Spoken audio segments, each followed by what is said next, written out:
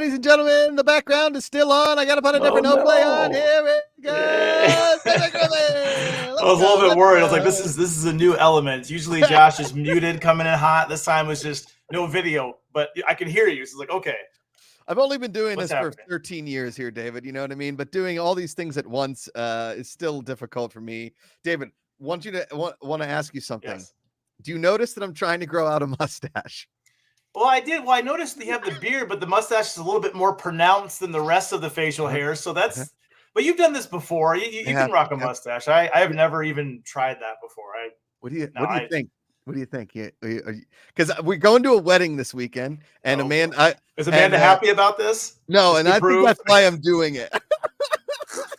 You're just trying to mess with her. Yeah, we're doing this NASCAR event with Fan Controlled Sports next Saturday, and my favorite. I'm not a huge NASCAR fan. I do follow the races and everything. But my favorite NASCAR driver of all time is Dale Earnhardt, and I thought he had the greatest mustache in the history of sports. And so I want to represent Dale Earnhardt while I'm on I'm on the live stream for the NASCAR race, but I don't want to ever shave my beard again. I will always want to keep a thick 5 o'clock shadow. You get it. You know what I mean? Yeah, Michelle has actually never seen me clean shaven before. She did it in pictures, but since we've been together, which is going to be coming on from dating to married about 5 years now. Wow. She's never seen me clean shaven. Yeah, I've always had some type of facial hair. Jeremy Miller says it looks like a Hercule Poirot. David, have I ever seen you? Did you not have a beard when we first started doing TV talk? Well, we did. Yeah, I used to go back and forth. I would shave and then not. If you look at some of the old TV talk pictures, I was clean shaven. Yeah. It's hard to remember that, to be honest. It's been a long time. Yeah, it's been a long time. Yeah. I feel like I would clean shave every now and again too. I think as you get older, like your face just naturally gets fatter. Yeah, so this kind of hides some of it, kind of, especially if you get it I'll admit I go get it worked on every 3 or 4 weeks. I go to a barber. I mean, I don't need to worry about this. I take care of this at home, the top. So I get it cleaned up, and it narrows, kind of lines the face. It gives a little shape. Yeah, a little shape. Yeah, a little shape to it. Yeah. As my one buddy said, he's like, I've been shaving a jawline into my face for years. Exactly. Yes. No. Man. Good to see everybody in chat. I was just me last week, and David was celebrating. Was it for Miles's birthday? Where was I last week? Disneyland. Disney. We were at Disneyland. We went to Disneyland with Miles for the first time. And Josh, I know you said a little bit rough with Rosie that day. You had rain and everything. Yeah. For us, it was beautiful. Anything might have been a little too warm. It was about 85. But Miles, he did 6 hours. All good. We got in the Mickey and Minnie's Runaway Railroad, which is a new ride in California. We did It's a Small World, Pirates of the Caribbean. He was a little scared during Pirates, scared during Haunted Mansion, but he made it. He enjoyed it. So no big cries. It was a smooth Disney trip. Does he have a favorite character? Is there a he loves Nightmare Before Christmas. I mean, he'll be 2 next month, so he's still pretty young, but when he sees a picture of Jack and Sally, he's like, Jack, or say Sowie, which is Sally. So he knows those characters. But when you go through Haunted Mansion this time of year, what's really cool is they redecorate it. So it's all the Nightmare Before Christmas stuff. So Jack is at the center. So when he saw Jack, he's like, Jack. But seeing him in person, I think was also, he's 12 feet tall. I think he was a little scared, but it's fine. Yeah, it's fine. So we went to because I don't know. We'll throw in some Disney movies here and there. I think Rosie's first Disney movie she loved was Tangled, right? Yes. And Frozen, right? She wants to be. She's going to be Anna for not Elsa. She wants to be Anna for Halloween, right? Mm-hmm. Amanda's Miss Rachel. I'm Blippi. Okay, those are our Halloween our Halloween costumes. Miss Rachel and Blippi. Oh no. Yeah. So and Rosie goes like Rachel, Blippi, Mika, Dada.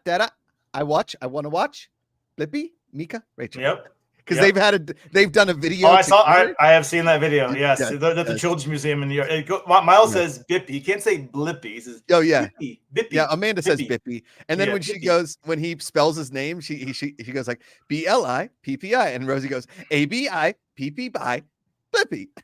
Now, Josh, I am not the biggest fan of Bippy. Obviously, all those videos get very annoying after a while. But I have to ask you: are you more old school Blippy or the new guy? I prefer the original guy. The new guy, I don't know, he's fine. I just like the old guy better. If I had a preference.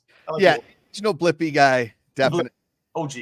I like the first Mika. I'm not the biggest fan of second Mika. I like first Blippi. Second Blippi's okay. He's okay, yeah. He tries. He's doing his best. He is. Listen, your starting quarterback might go down sometimes, and the backup's got to come in, and maybe he wins a game. Maybe he does. Yeah. Maybe he throws 3 interceptions and you guys lose terribly. Regardless, he did his best. He did his best. It's true. He did. Yeah. It's a tough job. It is.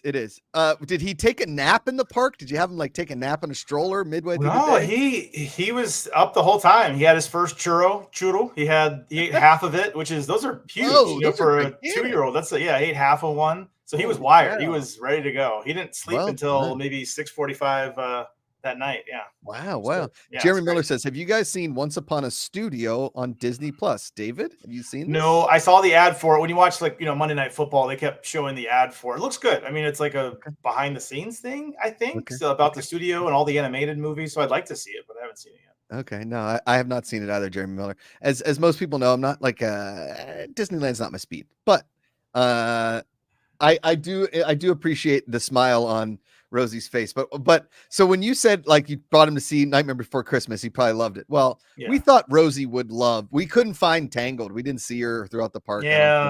She's she's not as popular as Elsa and Anna, who were basically superstars. We went to Disney on Ice. This was before the Disneyland trip. We went to Disney on Ice, and when Anna and Elsa came out to skate, dude, it was like the Beatles showed up. Okay. Yeah.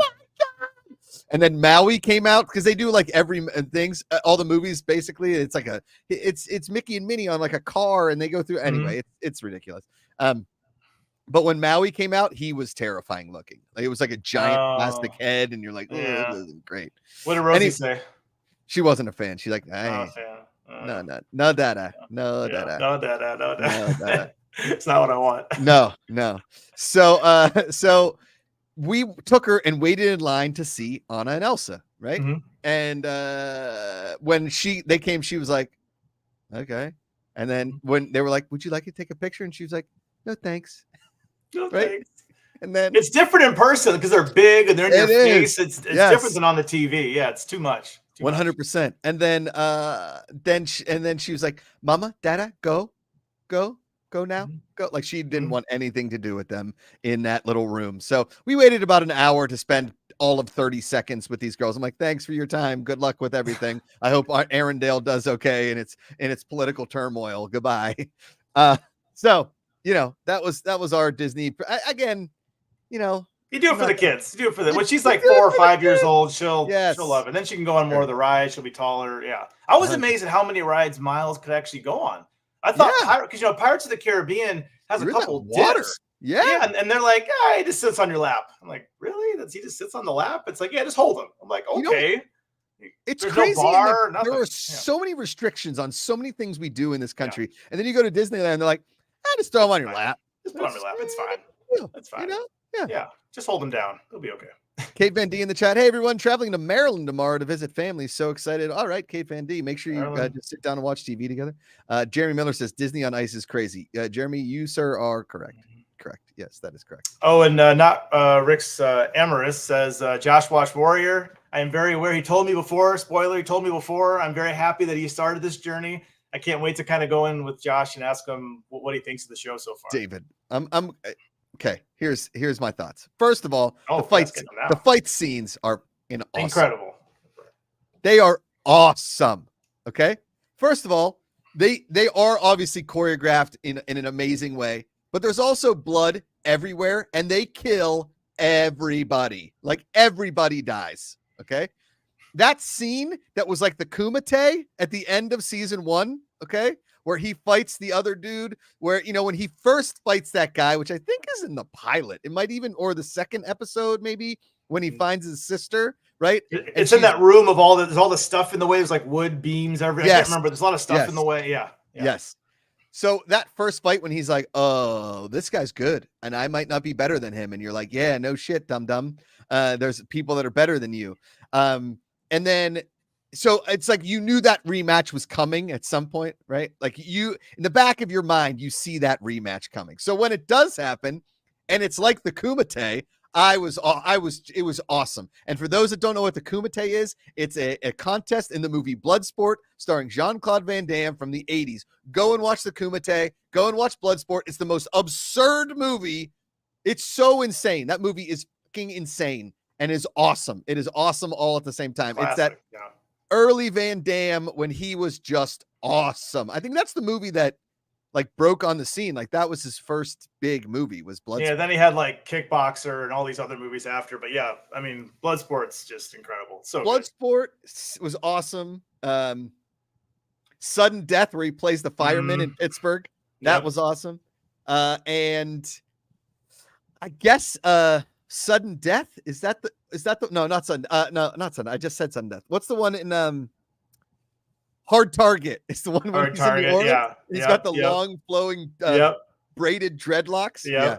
And the line in that is like, who named you? Well, like, why is your name Chance? And he's like, because my mama took one. You're like, okay. I love that every movie Jean-Claude's in, he has to explain his accent because no one's quite sure, like, where are you from? What's up with that accent? The best is he's like in this one, he's born and raised in the United States, but he cannot speak in like an American accent. He's like, I am the Massus from Brussels, right? Like, but he's got anyway. In The Warrior, when they fights in that Kumite scene, and then the cops are like, oh my God, he's gonna kill him, and then they end it. I'm like, okay. First of all, in a lot of TV shows where he has to die and everybody says he's gonna die, he's not gonna die, right? Unless it's Game of Thrones. Because Game of Thrones, they rip people's heads off and all the main characters die all the time. Okay. So the fact that he doesn't die and that's how it ends and the cops end it, I really enjoyed that. I will say, I didn't see this coming. Warrior has an incredible bottle episode when they're in the Old West in that saloon. That's like one of my favorite. He's with his buddy and they get the big bar fight. That's one of my favorite. I love that episode. Dude, I think about that episode all of the time now. It's so good. And I was saying last week, the thing that threw me off, and I don't know if you were like smart enough to notice it before that episode, but for the entire time, they're speaking Chinese to each other. And so the Americans don't know that they're speaking Chinese to each other, but we think they're speaking English. That's right. Yeah. I thought that was a really cool reveal and I actually really enjoyed that. Hey, Mike Rod, good to see everybody. But so now I'm knee deep in season 2, David, and he's like fighting with the sword mistress, the sword madam. I'm calling her Madam Swords a lot. I don't know the actress's name, and I feel bad because I think whenever I see her, she's great. The one who plays, she's the madam. She was in that show Marco Polo that was on Netflix. Like it was like one of their big, huge budget shows about Genghis Khan's grandson, one of his kids or something. Anyway, the show was good. Only lasted 2 seasons, but she was in it. And she does a nude sword fight, which is incredible. Like she just kills all these guys, like just fighting. Like she's awesome. I forget her name. I want to Olivia Cheng. Olivia Cheng. She is awesome. So good. I will say on this show, Jesus Penny says, or is it Jesus? I don't know what you go by, but the season 2 finale is amazing. Of Warrior. Oh, now I'm pumped for it. I'm pumped. There's some cameos coming. I don't want to spoil anything. You know mixed martial arts, though, don't you? You know the world a little bit. You dabble. MMA a little bit. Okay, yeah. Just be on the lookout. Does Chuck Liddell show up? That's the only not Chuck. Okay. Just be, Got it. Not Rick's Amoris. Is it Rick's Amorous or Amoris? I said Rick's Amorous. I don't know. Yeah. Josh, season 2, episode 9 is balls to the wall.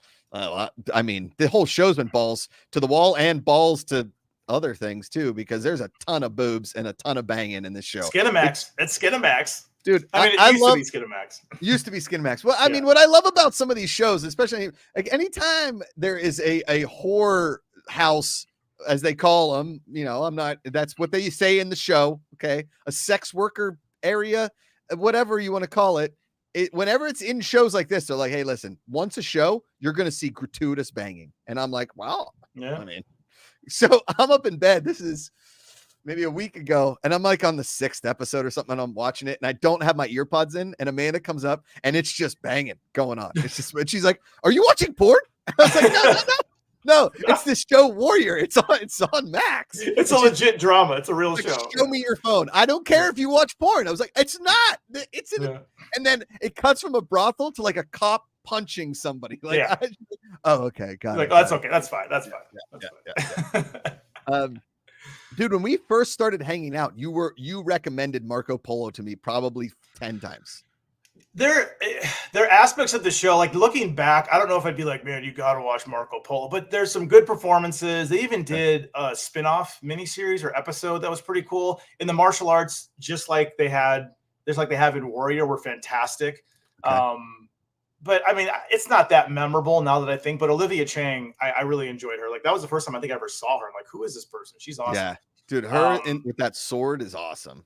And the show looks incredible. I think the budget was crazy expensive. I mean, but I think no one watched it. I think that's why they canceled. It's like, no, we're not getting a return off our investment. But yeah, I liked it. Do you think if it would have come out now, it would have stayed? I don't know. The lead guy was a little raw. I don't even know. I mean, okay. It wasn't like, again, I'm probably romanticizing it a bit in my head. I enjoyed it, but I wouldn't say it's one of my top 25 shows ever. I just kind of enjoyed it. So okay. Yeah. It was like it came out like the same time all those House of Cards came out. Yeah, because when Netflix, I'm sorry, I apologize for everybody. I'm not quite in the journalism game, so I forgot most of the names of all the executives. But when Netflix first started getting into the whole, let's call it prestige television, the Sopranos of the world and all that, they had their head of development was all about trying to match, what HBO was doing. That's why you had House of Cards, all these shows vying for Emmys, working with David Fincher. And then that got a little expensive. So it's like shows like Mindhunter. Again, I love Mindhunter, but they're like, David Fincher's a little expensive. David Fincher also helped with House of Cards. It's like, let's look. That's why Netflix, they still have some big budget stuff. Like Sandman was huge, but they don't really I don't know. It's just, it's different now. The way I feel like Netflix, you couldn't tell me like what's a Netflix show. I know what an HBO show is. I don't know what a Netflix show is. I still don't know what. I don't know. I would say like the bar for Netflix is set at Stranger Things. Yeah, and even that, yeah. Now I say that's probably where they are at now. What are the flagship shows currently on? And people in chat, please chime in on this. Yeah. What are the Netflix tentpole shows that are must watch at this point in the not a year or two ago? I'm saying right now. Like when the new season comes out, who's pumped for the next season of fill in the blank here? Because all I can think of is Squid Game, Jeremy Miller. Sure, and I'm saying that's Korean Netflix. Right. Yeah, sure. And that's for a Korean audience, but it also did do amazing things worldwide. So I will give you Squid Game, I guess. I'm talking about like an American show like HBO that is like that kind of thing. One Piece? Sammy Halliburton? One Piece might be a little niche, but no, I mean, One Piece is huge. So I shouldn't say it's niche. It's got a huge following, but it's not going to compete with like Last of Us and Game of Thrones. It's not on that level. But I would say anything that Mike Flanagan does. There's a new series. You've probably heard of it, Josh. I know you're not going to watch it. But the Fall of the House of Usher. Right. I mean, it's Mike Flanagan. He does all the Haunting of Hill House stuff. Okay. I would say Wednesday, but even Wednesday, that's not an HBO show. Yeah. Or even an FX show, like an FX show. I mean, the biggest show on Netflix for the last 3 or 4 months is probably Suits. Yeah. And that was on that's USA, not even their show. Yeah. No. So I don't know. Great British Baking Show. Is that Netflix? I thought that was like on before Netflix. Or is that a Netflix show? It's not. Netflix airs it in the United States, but it's not a Netflix show. Which we're going to get into our top British television shows. Oh yeah, down the road. I'm going to give you a solid. I'm not letting this go. Oh, sorry. Yeah, getting your time. Yeah, you are going to get so much time, man. Cut me off. No. I would start it right now. I want to give you the rest of the show. Oh, wow. Okay, great. Not Rick Morris says Lupin or Lupin. Black Mirror co-production. Again, Black Mirror. Okay, I'll give you that, I guess. And Black Mirror, but again, that came from, now correct me if I'm wrong, UK folks, I believe that was a Channel 4 or ITV show originally, and then Netflix has it. So again, that wasn't even something that Netflix created. Mike Rod says The Witcher maybe. No, I don't even give The Witcher that. I don't know. I think The Witcher doesn't cross over to mainstream like a Game of Thrones did, or The Last of Us, Stranger Things, or Last of Us, right? Like because when you think about The Witcher, it's fantasy, right? That's it right there, Josh. Red is not a flavor, has it? Bridgerton. That's it. That's probably that's huge. Yeah. Yeah. And anything Shonda Rhimes produces. Yeah. That's a big one. Yeah. So again, that's like what, 4 shows that we gave maybes to and 2 that we gave yeses to. So I'm actually on Netflix looking through the list of shows. It's all like reality. It's like Selling Sunset and Selling the OC and Band of Brothers is one of the biggest shows on Netflix right now. Band of Brothers is HBO. Yeah. So The Crown, MK Sundberg, Andrew Cook saying The Crown. Sure. Yeah, true. Love is Blind is if you're not counting nonfiction. I guess I will give you the nonfiction stuff, but again, like, yeah, okay. So here's what my thing is okay, like VH1 and MTV used to be music, have transitioned into trash television. VH1 gone a little bit trashier than MTV, but they're still pretty trashy, right? So Netflix is really embracing a lot of the trash television because Love is Blind is trash. Huge, just so we're aware. I'm not saying trash in the sense of like, no, it's trash. I don't know what I was trying to sugarcoat. It's trash. It's trash television. I watched the first season. I was like, I can't believe I wasted time on this horrendous show. But it does fill the void of senseless TV that people can watch and also scroll through their phone, which is a modern day thing of that's why I watch that show because I can. Jeremy Miller, BoJack Horseman was for a while was huge too. It wasn't. BoJack Horseman was never as big as anything that HBO has done on TV. It just hasn't. It's good. And believe me, BoJack Horseman, probably my favorite animated series outside of, I guess, Family Guy ever made and The Simpsons. But it never had the widespread appeal. Like my mom didn't watch BoJack Horseman. My mom watched Game of Thrones. My mom watched Stranger Things, right? Like that's where you have to look at, does it cross over? When you look at entertainment, Jeremy Miller, and for those who want to know, when you look at entertainment, you look at 4 quadrants. It has to hit all 4 quadrants. Every time they do a show, they want to hit all 4 quadrants. Okay. They want to hit all age brackets, all diversities, all everything, so that you can talk about it with anybody. And that's just not, that's a lot of HBO shows, and that's not a lot of Netflix shows. Before I move on, I was going to say the one thing I think Netflix has to give them credit for is they have a little bit of everything outside of, they don't really do, well, no, they have sports. They have their sports documentary series, the Untold series. But for the most part, they have everything that, like, they have, stuff from India. They have crime dramas. They have romance stuff. They have period pieces. It might not all be on the caliber of HBO, where like almost every show is hitting like 10 Emmy nominations, but they have so much of every little thing that if you go on Netflix, you'll find something that you like. I think that's the one to give Netflix credit for. They have a little bit of everything. It's like, David, you like your certain golf brands, and you go and you look at those golf brands, and those are the ones you like. But then you go to a PGA Superstore, and they have legitimately everything, and you can walk through all of the aisles and try and find something. That's basically Netflix versus HBO. It's like high quality stuff that you want, and then or PGA Superstore, and both are very entertaining. Very entertaining. Yeah, I'm not like trying to go like that. I don't watch Netflix, because I do. I check Netflix almost every day, being like, oh, maybe I'll watch that. Maybe I'll watch that, because there's always something that I can ingest and I enjoy.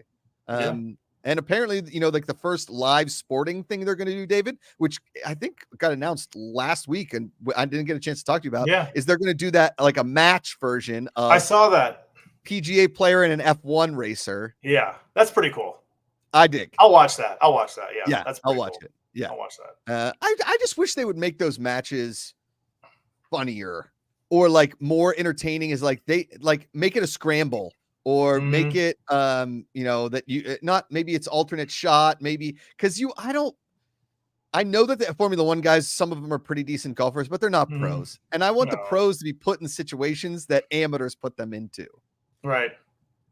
I'd want more. I want more trash talking. Like, I know these guys are a bit controversial because of the live golf thing and gambling and stuff, but there was a video on YouTube.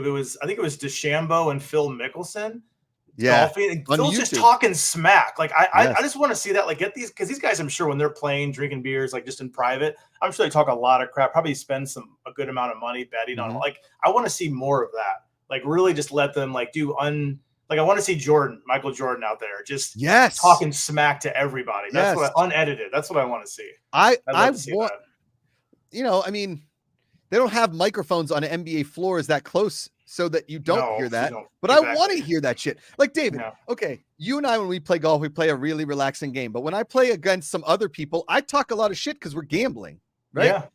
We're throwing money against stuff, and I'm trying to get in people's head. My brother's really good at getting people in people's head. I would love to see that on a golf course. I think sounds awesome. Yeah, I don't know, man. MKS Songbird says Amazon set a premiere date for the Fallout TV series, April 12th, 2024.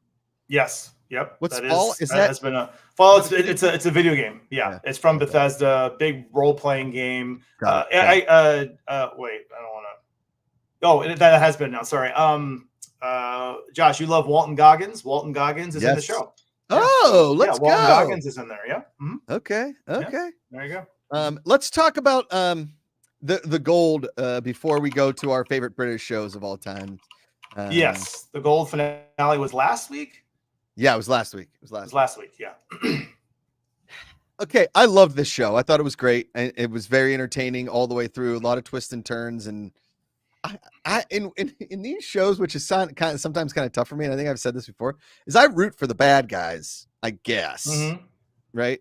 Some bad guys I didn't root for. Some of the bad guys I did. Like I rooted for our buddy from Slow Horses, and I rooted for the guy that was in prison for the armed robbery. I guess I didn't root for you, Bonneville, and then I did. Like in certain interactions, I rooted for you, Bonneville, in certain interactions, and I loved the girl, the female detective whose dad was a criminal, and she was from South London. I love that conversation with her dad because her dad, obviously old school criminal. He's even once he's calling for his respect in the street. Like I used to run these streets, but even in that moment, he says he's proud of her. That was a great conversation. Like he's proud of her. Like I'm really cool. Your mom would be proud of you. There's just awesome. What if you were?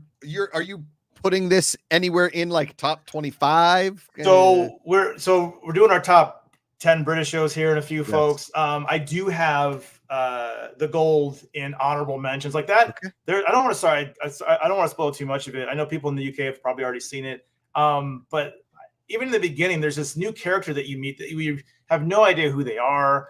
They start talking about, Arsenal versus their smaller club team. I can't remember what team he mentioned. And how it's all about like, their Millwall. Like the establishment is putting us back in our place. There's no way we could ever beat Arsenal because we come from blah, blah, blah, blah.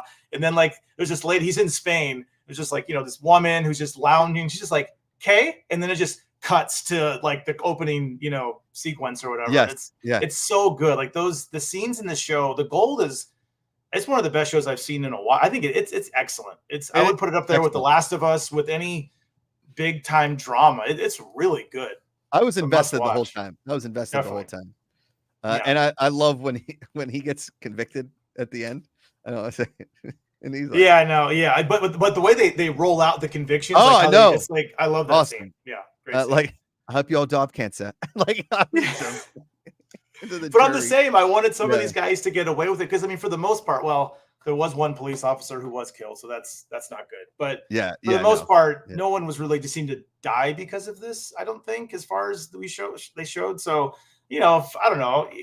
These were kind of some of the criminals that were taking the gold and doing things with them. They're coming from the not so nice part of town. It's hard not to get behind them a little bit. Yeah. But they did break the law. They broke the law. They broke the law. Justice is gonna. They broke the law. Can't do that. Not supposed to do that. Tom G asked, do I have BritBox, Acorn, or both? I have had at least one of those at one point in my life, but I really don't need it because, for instance, the gold is on Paramount Plus. Sure. There's so much British content on Amazon, like Prime Video. So I haven't felt the need to get BritBox or Acorn. Don't need it. I will say I don't have either. I wouldn't think so, Josh. Yeah. When I hear like Acorn TV, I think to myself, oh man, it's like Corn Cob TV from my favorite sketch show. I think you should leave. I've waited for a long time for a hit on Corn Cob TV. Josh, I was going to ask you real quick though about the gold. At the end, do you think, I'm not going to spoil anything, but do you think they kind of left it open? That's what I was going to ask you before we started. I went online and I looked. There's no information about a sequel. It seems like it was supposed to be a one-off, but like they left it open that there's more to this story, and they introduced a character that we haven't met yet. So I'm like, are they going to do season 2? I hope it gets renewed. I don't know with the strike and everything. Maybe that's why Right. They're not Maybe. announcing anything, but No, I hope so. I So like good. that they left it open ended because I didn't see that coming, and I thought that was a cool twist. Yeah. And our buddy that was because our buddy from Nightfall, who now Tom Cullen, yeah, who now owns a resort in Spain. That's probably another part of the story. Yeah, he's living the dream. He's doing all right so far, as far as we know. Yeah. Troy, Acorn TV. What am I, a squirrel? All right. Speaking of squirrels, David, here we go. Yes. 25 minutes till the end of the show, and we are going to go full British friggin' TV. David, take it away. All right, ladies and gentlemen, this is our list for our top 10 favorite British TV shows of all time. Now, I got to say, this can be a drama series, a comedy, maybe even a little bit of nature documentary. If anybody might know what I'm leaning towards. These also can be co-productions. So sometimes some of these shows we mentioned may have premiered on U.S. stations, but they were co-produced by the BBC or ITV or yada, all that kind of stuff. So got it. Anyway, getting into it, Josh, I'm going to start off with some honorable mentions. I'm just going to rattle them off. I don't have enough British knowledge to have honorable mentions. So I have a lot of honorable mentions. I love it. So right now, there's that show. I know you said it was a little slow. It has slow in the title. It's Slow Horses on Apple TV Plus here in the States. I love that. Gary Oldman can do anything Gary Oldman's in is I'm watching. I put Luther in here. Luther didn't make my top 10 because I felt like I loved the first season, maybe the first two, but after that, it just didn't keep up. I don't know. And I think there were just too big of gaps between seasons because Idris is in everything. So Luther was in there. Dairy Girls. Josh, you watch Dairy Girls, don't you? Oh, Dairy Girls is in my friggin' list. Okay, that's in your list. Okay. Yes. This is Going to Hurt. That was a series that's on AMC Plus. Josh, I think I told you about that. That was about the show, the doctor who works in a maternity ward, and he's dealing with babies and all this, and like they're underfunded, and it's a really excellent. It's hard to watch, especially if you just say that one again. Recently. What's that one? This is Going to Hurt. Oh, okay. It's good though. The Gold is in there. I have Broadchurch, which Broadchurch is incredible, but just didn't make my top 10. Wolf Hall came out in 2015. Black Mirror is in there. Killing Eve. I like Killing Eve. Oh, I put Killing Eve on my list. Okay, the end, like the last season, I wasn't a big fan of. Catastrophe. I love Sharon Hogan. She can do no wrong for me. And then Poldark is in there. Josh Poldark did not make the top 10. And then Mr. Selfridge. It didn't? I love Poldark, but didn't make my top 10. And then Mr. Selfridge, which is Jeremy Piven's show. I enjoyed that too. Those are just some of my honorable mentions. I never watched Mr. Selfridge, but Amanda worked with Jeremy when he was doing Mr. Selfridge. But I remember, wasn't there an episode of Downton Abbey where like Mr. Selfridge had like a guest spot? Oh, was he? I don't know. Piven's never been on. Maybe Mr. Selfridge. It was a different actor though. Maybe. I don't know. No, it was something. I don't know. Maybe not. Tom G says my wife loves Poldark. Poldark got the ladies. Poldark. Yes. I liked Poldark. I enjoyed it. Jesus Pena, Strike Back on Cinemax. Was that a British show? Yes, it was. Yeah, it had the Australian actor who was in the 300 sequel and another guy. I don't remember their names, but I enjoyed it. I enjoyed that. Okay, so someone was calling me out about Dairy Girls. You are correct. Dairy Girls is set in Ireland, but it is produced by Hat Trick Productions, which is based in London. So technically, so sorry, I don't mean to get technical. That's Netflix, right? It is on Netflix, but it's produced by Hat Trick, which is a London company. So it's technically a British show, even though it's set in. So yeah. Anyway. Yeah. No, it's I think at one point they go to London in the show, maybe. Or they go to England, maybe. But it's tough. Like that joke they made in because I'm horrible with geography, so if I'm wrong, please correct me. They made a great joke in Ted Lasso about how many countries are in this country. Yeah, I said 5. Yeah, 5. Like okay, 5 because you go to Scotland and there's Northern Wales, Ireland, in the Republic of Ireland, there's Wales, and then in Scotland, there's some different stuff going on too. There's like currency. I don't know what's going on. I don't understand. Clans and all kinds of shit. Yeah. Okay, so what's your 10? What starts at 10? Okay, 10. I'm going to go with just a good feel-good show that someone mentioned earlier, and that is the Great British Bake Off. Michelle, my wife, and I are watching the current season, and it just makes you feel good. It's heartwarming. It's nice to see some British folks from all over Britain, from Scotland, from Ireland, just baking, desserts. And you have Paul Hollywood, who's a great host. He has those steely blue eyes and just stares at you. He's the bread man. It's a feel-good show. But wait, so is it pretty much the same thing every show? Yes. Yes, it's hard for me to watch shows like that anymore. I mean, like they do the same type of, like there's like a chocolate week and a bread week and a biscuit. They don't call them cookies, biscuit week. But I love cooking shows. I'm feeding HBO Max all my money for the HGTV stuff. But this is on Netflix if you're in the States. And it's a weekly show. It's not a binge. Whoa. They release it. I mean, if you're caught up to the most Look current at you, season, Netflix. It's weekly. Okay. It's weekly. Yeah. NA has put this in like 3 separate times. We will get to it. NA, Peaky Blinders, EastEnders, and Coronation Street are the best UK shows. Yeah. I've never watched 3, and I've never watched 2 of those. I never also heard too. of NA, you're right. I don't. There's like I looked at a lot of lists online, and there's a lot of shows. I'm like in the Line of Duty. I need to watch that. I know that's considered one of the best. I've just never seen it. And Andrew Cook, I appreciate the geography. I do need help with that. Republic of Ireland isn't part of the UK. That was the point of its creation. Thank you. Amazing. I have been to Northern Ireland. I was in Belfast. I have been. Whoa, very nice people, lovely people, but I have not been to the Republic. I'm sorry. Very nice. Tom G says, Dr. Blake Mysteries is a good British Australian TV show. You can always hear the magpies in the background. Is that a bird? The magpie's a bird. Magpie, right? It's a bird. Yeah. It's a bird. All right. So you went Great British Bake Off. Yes. Josh, what's your number 10? Yes. My number 10. We talk. It's the gold for me. I loved this show. Okay. We just talked about it. I put the gold in my top 10. Okay. It's a good show. I loved it. I loved every second of it.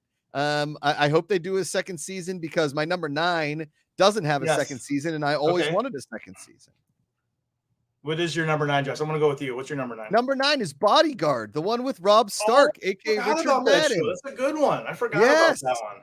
And Amanda and I loved it. We watched we binged the heck out of that thing. Oh man, look at that! Look at my sunlight. Oh no, yeah. Oh, you got the sunset going down over there. Catching me. It's coming right in this. My shades are over here, but they're shut. Oh, man, I'm sitting in the darkness. Well, here, let's do nope, that's even worse. No. Well, you guys are just gonna have to deal with it. My mustache is the line. Hey. Okay. The Bodyguard is a great show. We never got a second season. What the hell is that all about?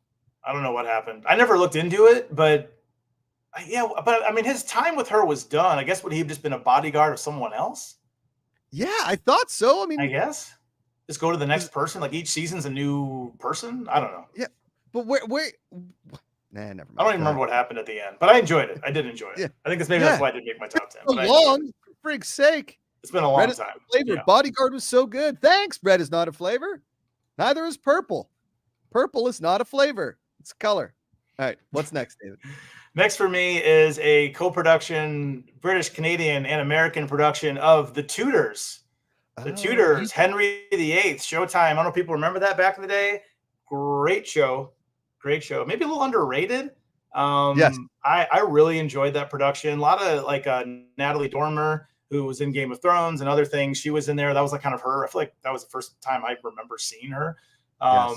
I thought that was a great show. It's all, intrigue, political intrigue, and the courtroom, who's in the court. And I think, why am I blanking on his name? I don't want to call him, I always call him Jonathan Rhys Davies, and that's Gimli, and that's not him. It's Jonathan Rhys, right? Yeah. It's Jonathan. Jonathan Rhys Myers. Jonathan I believe Myers. Matthew He's not Rhys Gimli. Who's not Gimli? Matthew Rhys was Americans. The Americans. Yes, Matthew Rhys. Yeah. But I know he's had some controversy. He said some things on a plane maybe he shouldn't have said. He's had some things in his life, but he made a great cameo or a great performance. Sorry, not a cameo, in Vikings. He was excellent. Remember when he came in? Yeah. He's a good actor. He's really good.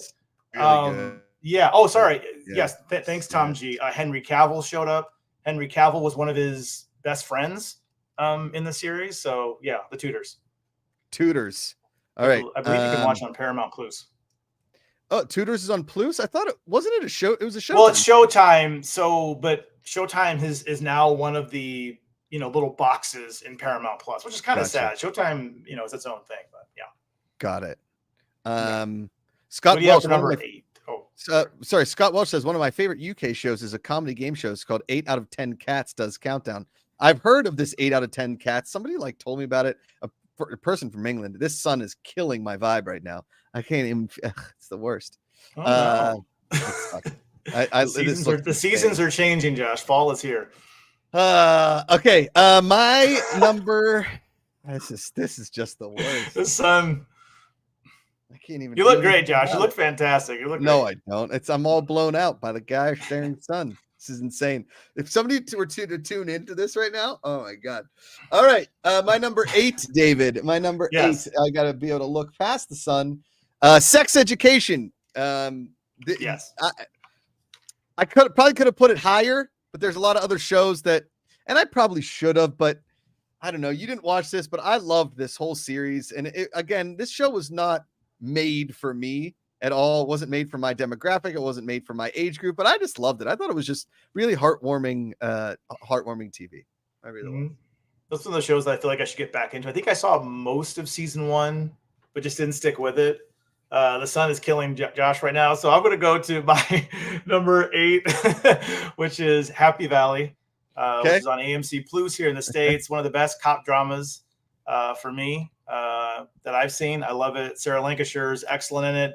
It's in a small town. Love the music, the vibe. James Norton, I feel like, is one of very underrated British actor. He's very good. James Norton. He plays Tommy Lee Royce. If you see his face, he's one of those British faces. You're like, oh yeah, like handsome young guy. Like, but he plays a villain here, and he's really dynamic, really good. I love that show. And season 3 wrapped up here in the States not too long ago. So yeah, it's just one of the better cop dramas out there. You talk about that show a lot. I think it's good. Yeah. It's good. It's really good. So that was your 7? That was my 8. That was your 8. Okay, my 7 is Fleabag. Did you ever see Fleabag, David? I did. It's one of those shows. It's like this is a horrible comparison. What was that show about that kid in Utah? You know, where they say like, just make yourself a dang quesadilla. The movie. Oh, Napoleon Dynamite. Yeah, it's like when that came out, everybody just loved it, and I just didn't get it, and I felt like, am I missing something? Wow. Fleabag was really well done. I recognize it was well done. Okay. I love the performances. I didn't care about the story for some reason. I don't know why. Yeah. Okay. But I know people love it. It's considered one of the greatest shows ever, and I feel bad for not liking it more. It's a show that I hated every character but loved the show. Does that make any sense? I none of the characters that I ever root for. I just thought the show was really well done. Yeah. I love the guy who plays the priest. He was Moriarty in Sherlock. Love him. Yeah, he was Moriarty in Sherlock. Oh, Jonathan Peck, Broadchurch is in my recommendations or my honorable mentions. Your honorable the top 10 though. Yeah. Broadchurch, which is the religious whorehouse. Get it? Broadchurch? No. Oh. Hey yo. All right, I found a way to avoid the sun here, David. I'm feeling. I see you got a little angle going on here. Yes, we've shifted a little. Yes. Little angle. Okay, your number 6. So I'm still on 7. 7 for me is Peaky Blinders. Peaky Blinders, one of my favorites. 7? You put that 7? Again, the last season, I feel like because they got rid of some guys, like when Cole left the show and some other, like, I really like Peaky Blinders. Look, it's on my top 10. It's one of my favorite top 10 British shows of all time. It's just not on the very top. Not the very top. Josh, I assume Peaky's on your list. It's higher or lower? It's much higher. It's much higher, my friend. Much higher. Yeah. Okay. Well, wait. Let's talk about it later. Let's talk about it later. Okay.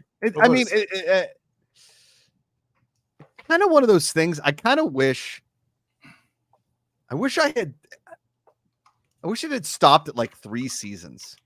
Agreed. Does that make sense? Yeah.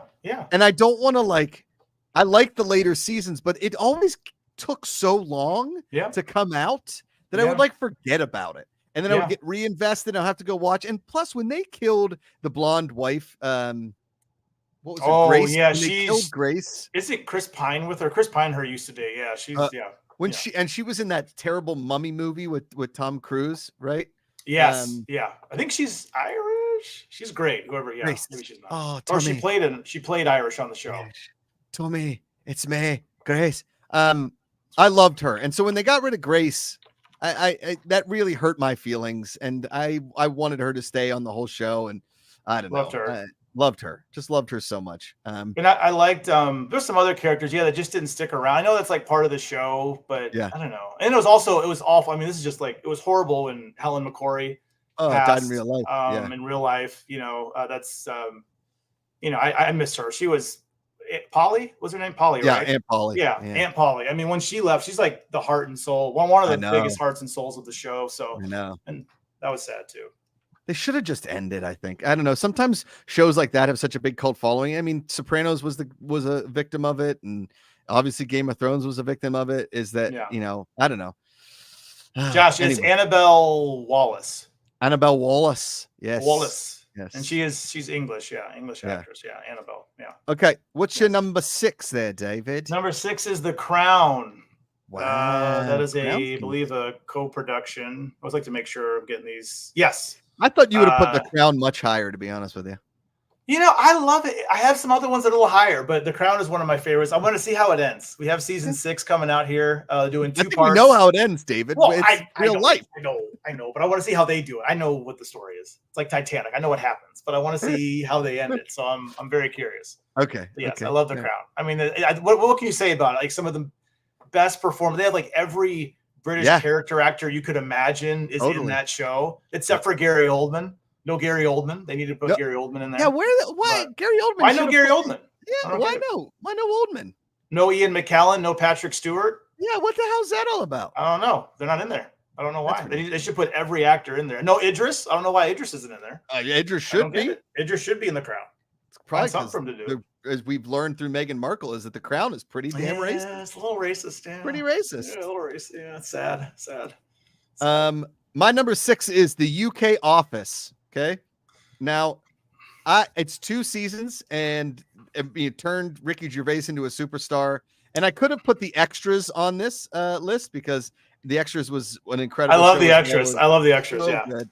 Yeah. But the UK Office, spawned the American Office, and a lot of people will say the UK Office is the funnier, better show. It's only 2 seasons. I mean, so many stars came out of that show. Mm-hmm. And the guy that played Gareth was in a show that I loved called it's about people that use metal detectors. Somebody in the chat tell me, I forget what that show was called. It was on Netflix. They were like metal detectors. It was him and Toby, the guy that played his name's Toby Jones. It was Toby Jones. I like Toby Jones. But is it Stephen Merchant, the tall guy? No, it's not Stephen Merchant. It's not him. Okay. The guy that played Gareth on the UK Office. Okay. Anyway, UK Office, David Brent. It's way less palatable than the American Office, right? David Brent is so much more hateable than Steve Carell, just who it is.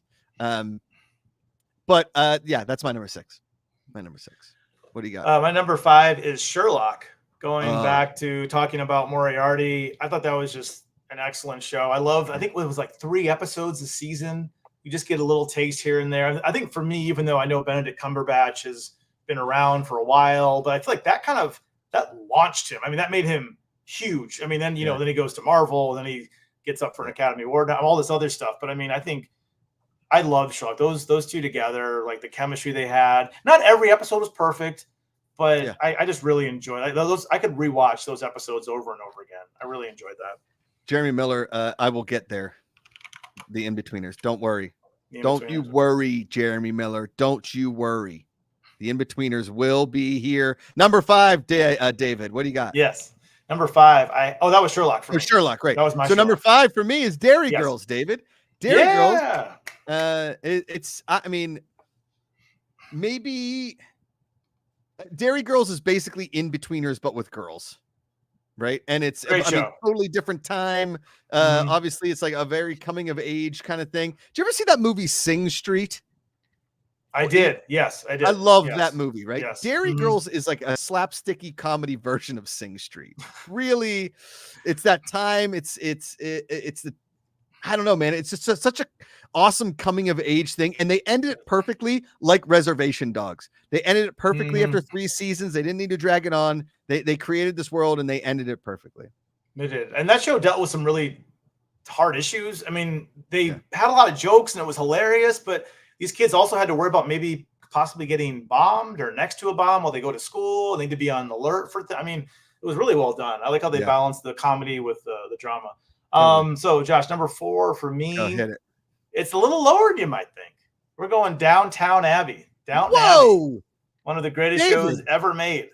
Now, I mean, it's my number 3. It's my number 3. It's my number 3. Okay. Yeah, I love Downton Abbey. Love it. 6 wonderful seasons, I believe. 2 films. We've had 2 films. Yes. And I love that the UK does Christmas specials. I wish America did this more. Yeah. I used to always look, because like the season would end of Downton Abbey, then you wait a month or so, and then the Christmas special or holiday special, whatever they call it, would come out. So I wish they did it in the States more. I love a good holiday special. Love it. And what I wouldn't do to be at Downton Abbey for Christmas, because Amanda follows the lady that, like, that's her actual house, is the Downton Abbey house, right? And what she does when she decorates for Christmas is unbelievable. It's awesome. Oh, I'm sure. So good. Yes. All right. My number 4 is Spaced. I've mentioned it on the show before. It launched Simon Pegg and Nick Frost and most importantly, the director. What's his freaking name? The guy that does all the movies with them. Wait, Simon Pegg and Nick Frost. Edgar Wright. Edgar Wright is the director. Yes. Yeah. Spaced for me is it's just a geniusly weird TV show, and it really isn't. You wouldn't think if you met me like my usual TV taste, but it just worked for me, man. It just worked for me. Yeah. That was one of the shows that popped up on several lists that I saw for best shows. I'm like, I need to watch that one. Like In the Line of Duty, there's like all these other shows that I need to check out. There's too many.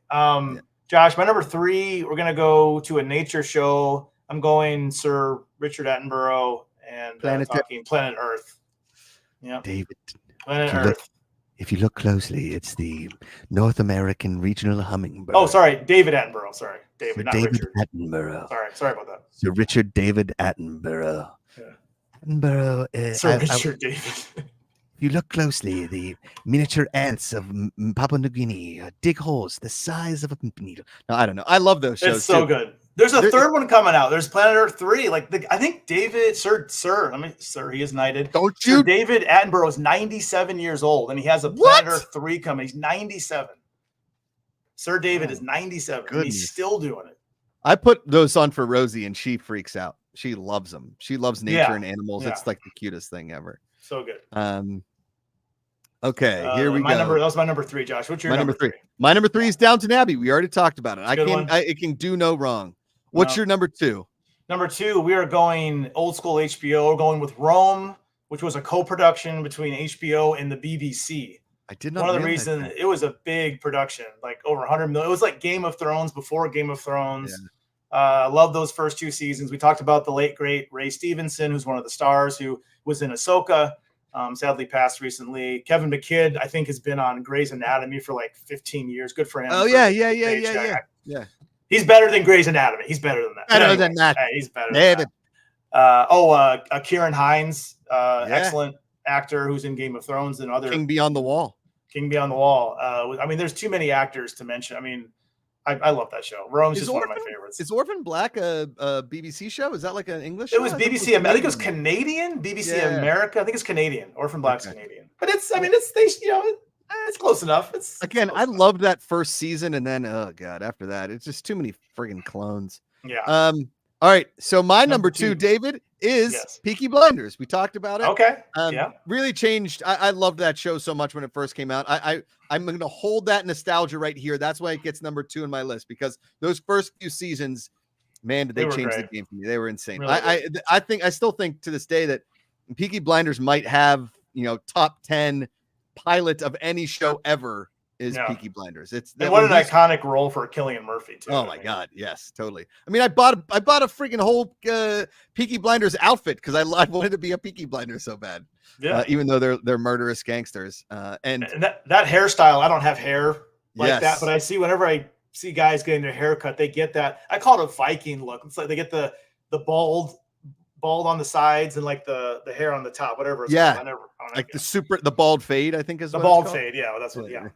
I love that look. Okay, what's your number 1? Number 1. Can I guess?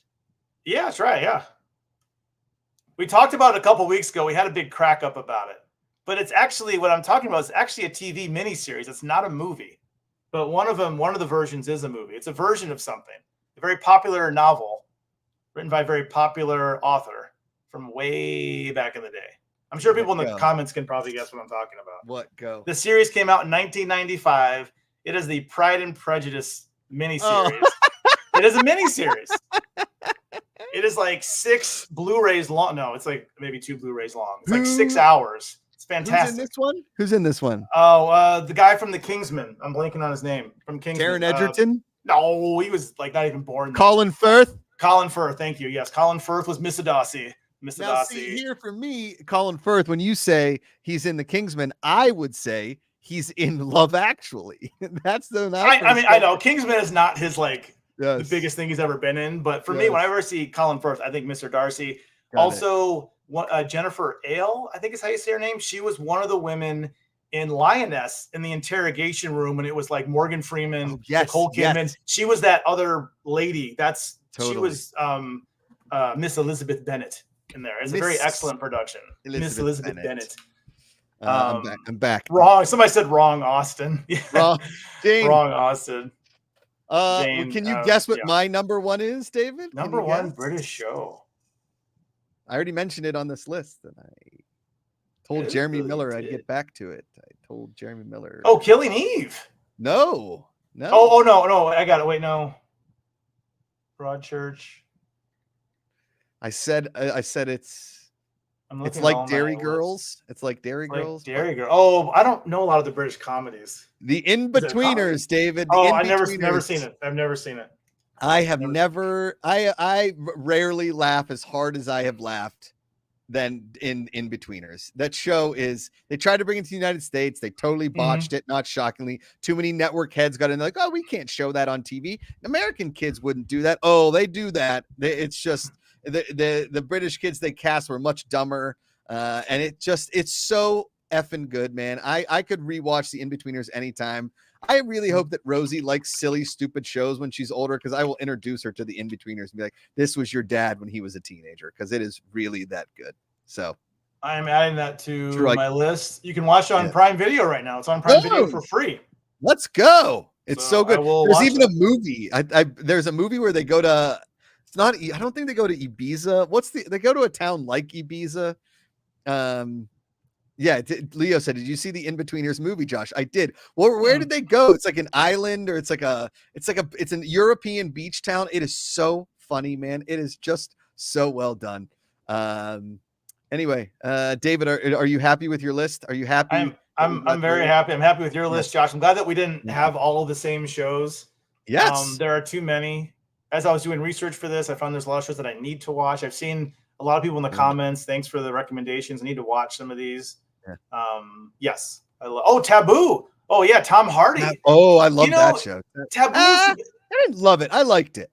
It's weird. It was supposed to come back for a second season. It never did. So I think maybe it might have made my list if it did. I like the first season. They went to Greece in the movie. Darren Wright said film 1 they go to Ibiza, film 2 there's a second movie. Like there's a second In-Betweeners movie. I got to see the second movie. Oh my goodness. Game of Thrones. Is that a UK production? I guess I'm not including that. I don't think so. I don't think so. Troy sent in a Streamlabs. Let's see, Troy. Thanks for telling us, Troy. Appreciate that, and appreciate your Streamlabs. Here we go. Troy. Guess I like to laugh. These are my favorite, my British favorites I can think of. The IT Crowd, Spaced, Doctor Who, Mr. Bean, Monty Python. I would have put Monty Python on there.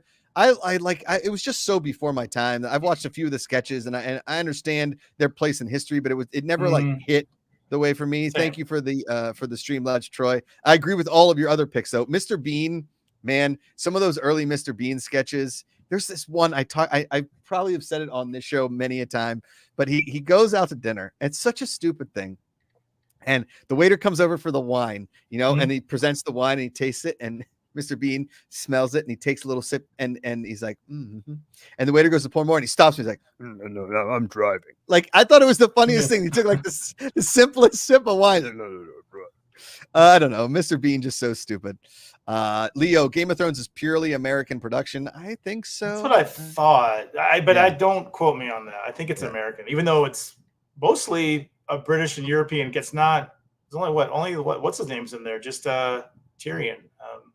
Lannister. I can't think of his name. Lannister. I think he's the only American on the show. Peter Dinklage is in on Peter Dinklage. He's not? No. Where's he from? Is he Canadian? He's not British. I think he's British. No, he's American. He's from Morristown, New Jersey. He's about as American as you can get. Out of here. Really? Yeah, he's from Jersey. Yeah, he's from Jersey. Holy shit, man. I didn't know that. I thought he was English. No. Wow. Look at that. How about that? James Petty saying, I like the second In-Betweeners film better than the first. I didn't know, David. I had no idea. What a doofus. I apologize. That one's on me. We got to get out of here. We got families to get to, and so do you. Thank you for watching, everybody. Thanks for being TV fans. Thanks for listening to us ramble on about British TV and Warrior and everything in between. Next week, we'll be off for Halloween. We're taking the week off, and we'll be back in 2 weeks here Tuesdays, 5 p.m. Pacific. Thank you all for watching. David, what's your pick